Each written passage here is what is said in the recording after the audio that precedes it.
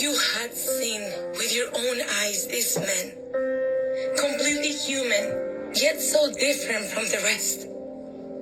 Flesh and blood, yet with such a pure heart. A look of love, a love that I've never felt with anyone else before. He was there, sitting there waiting for me. A Jewish man waiting for strange, simple Samaritan women? How? Why? Out of thousands of women, he was waiting for me. I remember it was a very hot day, and I was very thirsty. But I could only go to the well for water at that hour. I didn't want to run into those women who did nothing but point at me and talk about me behind my back. I arrived exhausted, with so many things on my mind. All I wanted was a drink of water. As I filled my bucket with water, he asked me to give him a drink from the water I was drawing. I couldn't understand how a Jewish man could speak to a Samaritan woman, a broken and unclean vessel. But he answered me that if only I knew who he was, I would have asked him for a drink, and he would have given me living water. Questions in my head. What could he possibly need from me? And if he had his own supply of living water? Was his Jewish water better than the Samaritans? Or even better than our ancestor Jacob's? To which he replied, I know Jacob, and whoever drinks this water will thirst again. But whoever drinks the water I give will never thirst. The water I give will become a spring of water welling up to eternal life. But I still didn't believe anything. I still couldn't understand what was happening. So I asked him to prove to me that everything he said was true, to show me that it was real. And that was it.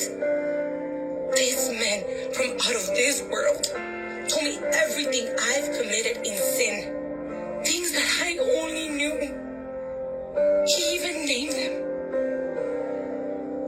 At that moment, the first thing I thought was that this man was a prophet. I was annoyed, and I asked him if he was judging me.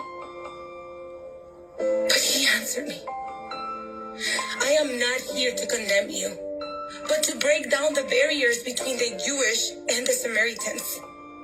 I am here because the hour is coming, and is now here, when true worshipers will worship my Father in spirit and in truth. It doesn't matter where you worship him. What matters is that you do it with all of your mind and all of your heart. That is the kind of worship my Father is looking for. It doesn't matter where you are from or what you've done. And I still couldn't understand. I even told him that until the Messiah arrived, I would not trust anyone.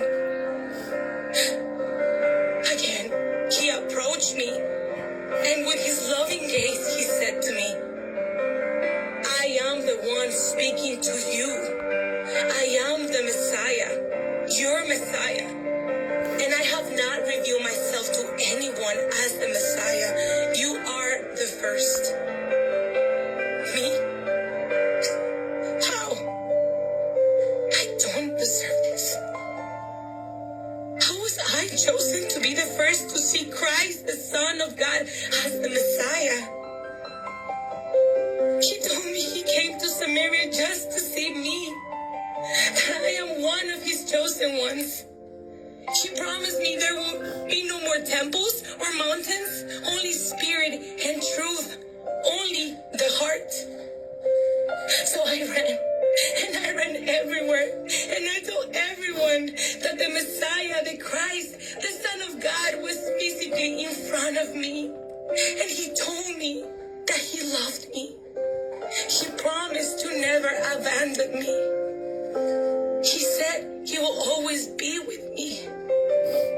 The living Jesus cleansed me and created in me a renewed woman.